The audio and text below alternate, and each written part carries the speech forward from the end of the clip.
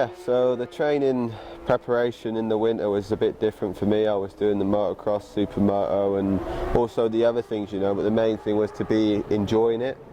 And the beginning of the season's been really strong for me. Testing, we wasn't worrying about making just one fast lap. We was working more for like race distance and not even showing all the cars. So come to Qatar, we was there, like sort of in the race. It was almost there in all the practices, but it was all about race week on the race day there for me. And so far the plan's gone pretty well. We just need to keep it up and keep in control of it.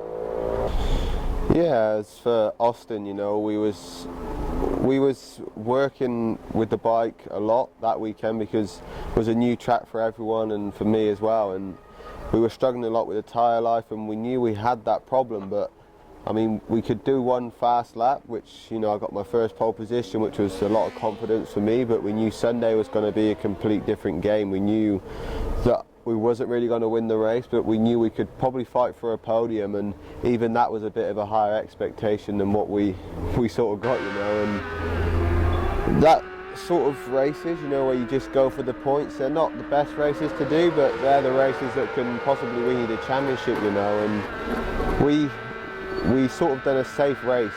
The tyre was completely gone, Espargaro crashed out, Tacker crashed out. And, it was a strange race order because a few guys at the front were not people that you would expect to be there. So, yeah, we take that as a bit of a strange race and take as many points as we can back from that. Yeah, round 3, Jerez was again a bit different. We knew going there was going to have a hard race. A lot of Spanish there, home race for them, and they're normally strong there. Also, Nakagami is strong. But the guy that was shining all weekend was Rabat, which kind of took us a bit by surprise. But anyway, it's just if Espargaro was fast, but it's Rabat this time. And my main focus was just to sort of stay ahead of Espargaro the whole weekend, which we sort of done as well. But just Rabat seemed to have like 2 tenths over me, which was hard for me to find. I don't know if he was doing something different or whatever, but in the race we got off and he caught me off guard. He made 6 tenths and basically the race was almost done. I didn't give up. I was still pushing to a reasonable level, but when he can go 2 tenths faster, that he's got a little bit in the pocket. And is it worth risking second place for 0 points on a crash? You have to take that into mind when you're doing the 26 laps and you already feel a bit on the limit.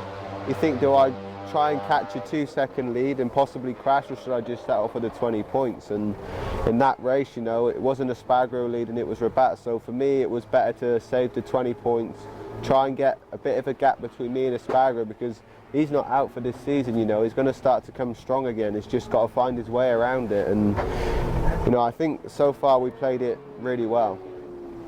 Yeah, I know a lot of people say that I was a championship contender again in the pre-season.